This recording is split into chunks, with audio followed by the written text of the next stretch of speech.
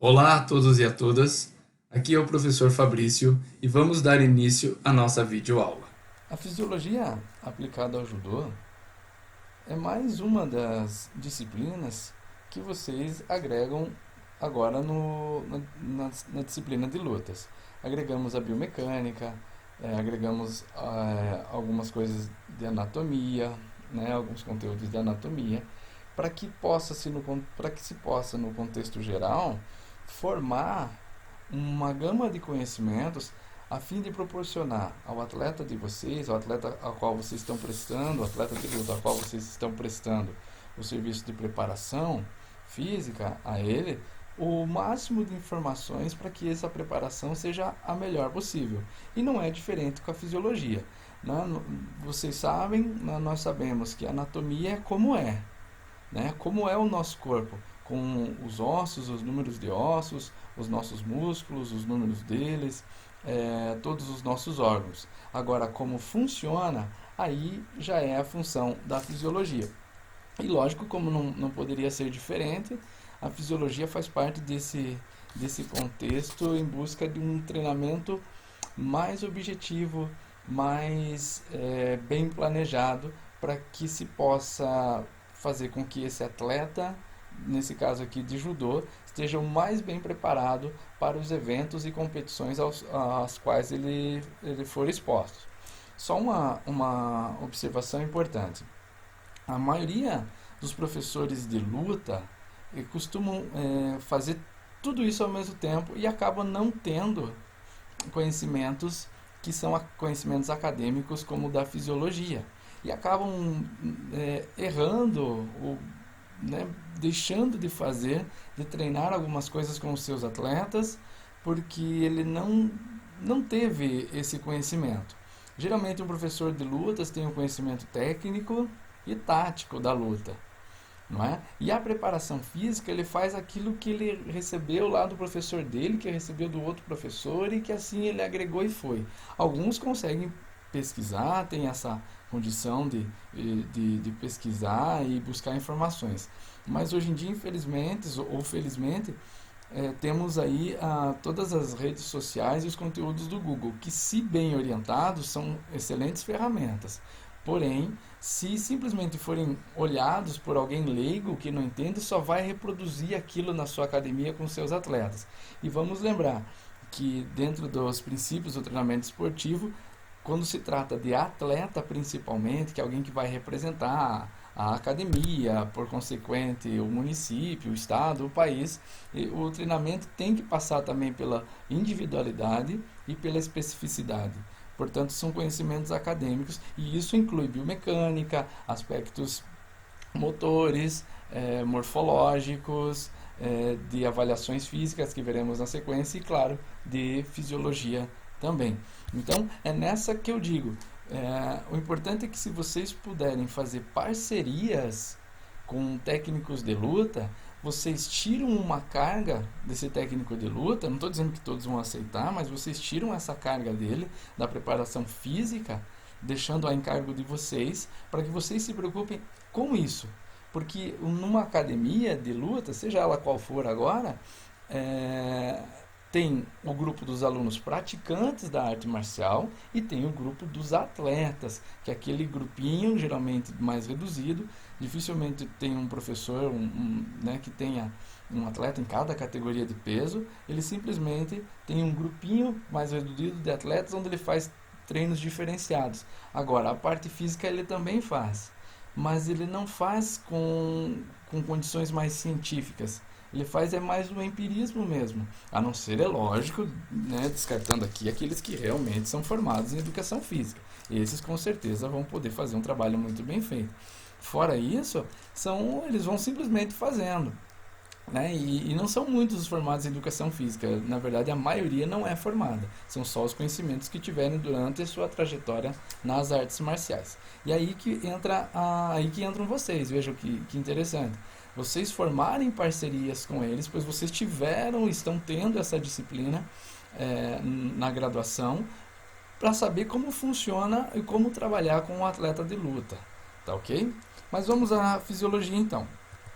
É, Vejam bem, O judô é um esporte que hoje, pela nova regra, são 4 minutos de luta. Tá? Pela nova regra, são 4 minutos de luta. Nesses 4 minutos de luta, lembre-se que nós estudamos que não são lutados 4 minutos necessariamente. 4 minutos são os regulamentares. Na verdade, somente 3 minutos, assim, a grosso modo, 3 minutos são lutados. O outro 1 minuto fica por conta das paralisações que no judô são constantes, que duram em média 10 segundos. Essa alternância de ação e interrupção, que segundo os cientistas da educação física, professores de educação física,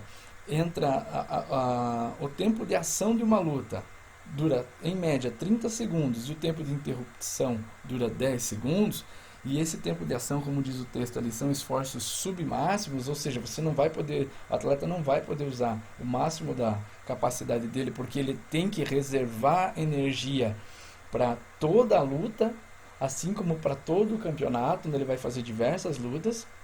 Ele não vai usar todo o esforço dele, ele vai usar o esforço suficiente para poder fazer o ponto, ou fazer o ippon, que é o ponto definitivo, né, ou fazer o wazari, que é um meio ponto. Só existem essas duas pontuações pelas novas regras, assim como pelas novas regras são só 4 minutos de luta para masculino e feminino. Então, a cada 30 segundos, 40 segundos, 30 segundos ele vai fazer todo aquele esforço para tentar derrubar o adversário. Caso ele não tenha o êxito de fazer um ponto completo, o ippon, a luta vai ser interrompida, e se a luta for para o solo e na luta de solo não se resolver com nenhuma imobilização, chave, estrangulamento, ou seja, técnica de finalização, a luta vai ser retomada em pé pelo árbitro, e esse retomada da luta para voltar da condição do solo em pé para retomar a luta dura em média 10 segundos. Então, em média, 30 segundos de ação por 10 segundos de interrupção. Isso dá um caráter que a gente chama de caráter intermitente, porque alterna condições. Intermitente, alterna condições, ou seja, alterna momentos de alta intensidade, né, como diz o texto, eles são os picos de alta intensidade com esforços submáximos que duram em 30 segundos, com interrupções que duram 10 segundos. Lógico que essas interrupções de 10 segundos não garantem ao atleta a condição dele, recuperei minha energia e vou voltar igual eu iniciei. Não, mas é o tempo que precisa para ser retomada a luta. Então esse caráter intermitente do judô, ou seja, não é contínuo a luta de judô, como numa corrida de maratona ou de longa distância, a partir de uns 1.500 metros, por exemplo, onde o atleta vai dosando o seu ritmo, mas ele é contínuo. Já o judô não, ele tem interrupções, e isso dá ao judô esse caráter intermitente, de ser um esporte intermitente. Como eu falei das lutas, por que os esforços são submáximos? Porque um atleta, a luta dele pode durar então os 4 minutos regulamentares, né? Então ele tem que estar dosando essa energia, esse gasto de energia e essa recuperação dessa energia, e também tem a quantidade de lutas que ele vai fazer durante todo o campeonato. E foi colocado aqui no slide lutas de 5 a 7 lutas. Por que de 5 a 7? Porque num evento olímpico, por exemplo, são classificados 32 atletas por categoria. Nesses 32 atletas, então vamos contar: 32 a primeira rodada, 16 a segunda rodada, 8 a terceira, 4, que é a semifinal, e uma quinta rodada, que seria a final. Ou seja, para um atleta chegar à medalha de ouro, ele vai fazer em média 5 lutas. Para chegar à medalha de bronze, significa que ele vai perder uma luta nas quartas de final ou na própria semifinal. Ele tem que fazer mais 2 lutas para alcançar a medalha de bronze. Então é mais ou menos a média de eventos grandes, como Grand Prix, Grand Slam e o próprio evento olímpico, o campeonato olímpico, a média entre 5 e 7 lutas. Então veja, ele tem que saber dosar essa energia, porque ele tem que aguentar tudo isso.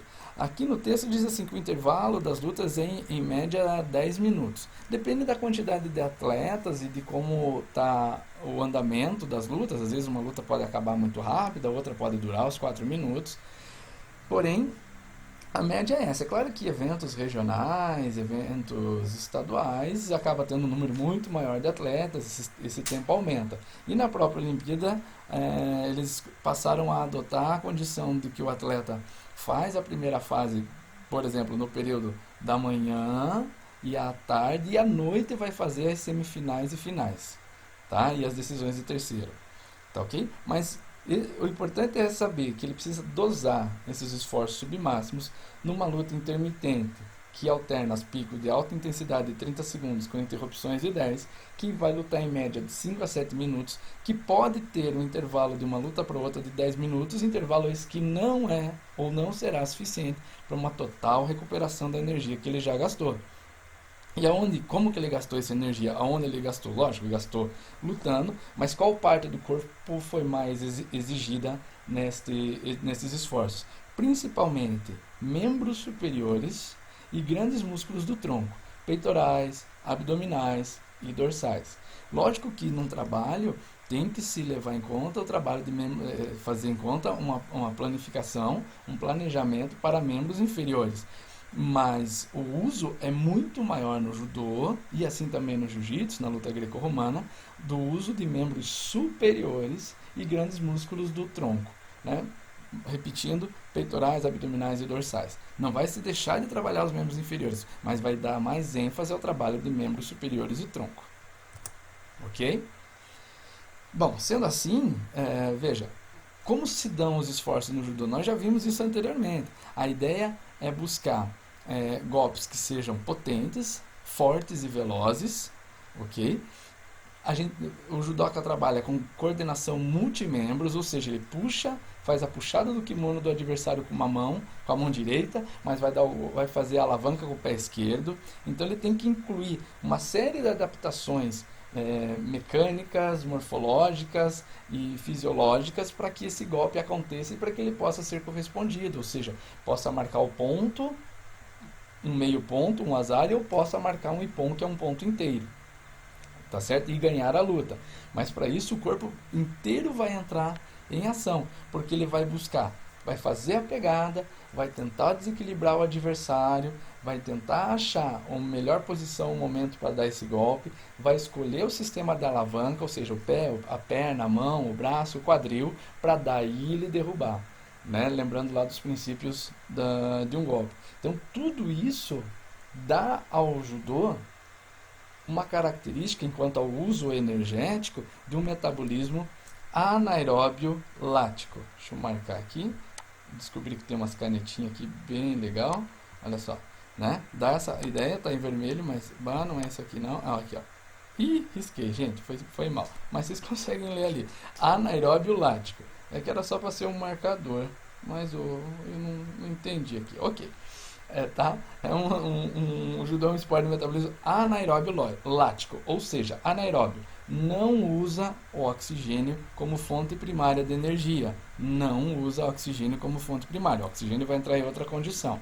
E lático, porque o uso desse tipo de metabolismo vai gerar um efeito colateral, que é o acúmulo de ácido lático. A gente vai vendo isso na sequência, tá certo? Então, se o judô não usa oxigênio, é por isso que eu digo, às vezes você vai numa academia onde o professor de lutas não é formado em educação física e também não tem com ele um profissional de educação física atuando na preparação física dos atletas, aí o professor vai lá, vamos trabalhar o fôlego, não é nem capacidade e potencial, vamos trabalhar o fôlego, beleza? Vamos trabalhar o gás, né? Eles falam assim, vamos trabalhar o gás. Então vamos lá, 50 voltas no tatame, 50 voltas no ringue. Gente, não precisa disso, não precisa, até porque você vai estar estimulando o corpo e o organismo a usar uma fonte de energia que não será a mais indicada para o judô. E eu posso dizer isso porque quando eu comecei, né, e ainda estudante, mas já dava aula de judô, eu trabalhava muito essas condições cardio dos alunos. Eu queria que eles tivessem um fôlego, né, vamos deixar assim simplesmente. Então eu fazia muito trabalho físico. Eles aguentavam, gente, lutar durante muito tempo. Só que em compensação, eles não conseguiam ganhar as lutas, Por quê? Porque eu não trabalhava membros superiores como tinha que ser trabalhado, porque eu não tinha essa ciência, esse entendimento de que a fonte energética principal do judô não é o oxigênio. Não é? E como diz o texto aqui, ó, não é o oxigênio, é sim a fonte de energia, os fosfatos que estão nos próprios músculos, armazenados nos músculos. Fosfato ATP-CP, ou seja, adenosina trifosfática e creatina fosfato, é armazenada nos músculos, ou seja, a fonte de energia do judô é o que a gente comumente pode chamar de glicose muscular. Então, a glicose, são esses fosfatos diretamente armazenados nos músculos, que serão a fonte primária de energia de um judoca, ou de um lutador de jiu-jitsu ou de greco-romana. Não é o oxigênio. Então isso tem que ficar muito bem entendido, ok? Ó, essas fontes de energia, como diz aqui no último pontinho aqui, possuem curta duração, e para que haja manutenção dessa energia durante a luta, o organismo pode utilizar fonte de ressíntese do ATP ou sistema glicolítico. Na sequência nós vamos falar do sistema glicolítico, porém é importante entender que ao se usar, por que o anaeróbico lático como fonte primária do judô tem um efeito colateral? Porque você vai fazer esse esforço, o atleta vai executar esse esforço ali durante 30 segundos, porque durante esses 30 segundos, lembra da condição intermitente, durante esses 30 segundos ele não vai só pegar a pessoa e derrubar, ele tem que movimentar, ele tem que colocar a pessoa em condição, já falamos isso anteriormente, condição de ser derrubada. Isso vai exigir do corpo, o corpo vai fazer, o organismo vai fazer um esforço tremendo para que isso se realize, para que isso aconteça. E sendo assim, essa fonte de energia, ou seja, a glicose muscular, ela vai durar pouco tempo, ela vai durar o tempo de você fazer isso. Lógico que isso é treinável, isso está em condições de ser preparado, mas é isso que ela vai durar. Ou seja, a partir do momento que não se reconhece isso como algo importante para a preparação de um atleta de judô, vai falhar, como eu disse que eu já falei um dia. Aí meus alunos tinham fôlego para correr uma maratona, mas na hora de lutar não conseguiam manter uma pegada por muito tempo, ou não conseguiam executar um golpe, por exemplo, usando a perna como alavanca, porque a energia deles já tinha ido embora e eles não tinham como ressintetizar mais. Tá? Porque eu não entendia dessas condições. Tá, ok? Então, como elas duram pouco tempo, ela precisa de uma ressíntese. E essa ressíntese cabe ao sistema glicolítico. Tá, ok? Só reforçando então essa parte, um corredor de 100 metros, ele vai correr ali, os atletas top das categorias vão correr ali até 10 segundos, vão usar o mesmo sistema do judô, porém, como vai durar 10 segundos no máximo a ação, não vai gerar o acúmulo de ácido lático, até porque a próxima corrida vai ser daqui a algumas horas. Não igual o judô, que pode ser daqui a 10, 15, 20 minutos a próxima luta. Não, vão durar algumas horas. Então, usa a mesma fonte de energia, porém não vai... aí ele vai fazer uma recuperação com a devida condição nutricional, mas não vai gerar o ácido lático. Aqui na segunda, onde tem o nadador, aqui já é mais parecido com o judô. Por quê? Porque ele vai usar essa energia o máximo que ele puder. Como vai passar de 10 segundos, e no caso do judô em média 30 segundos, vai ter o efeito colateral, que é o acúmulo do ácido lático, que a gente vai falando depois.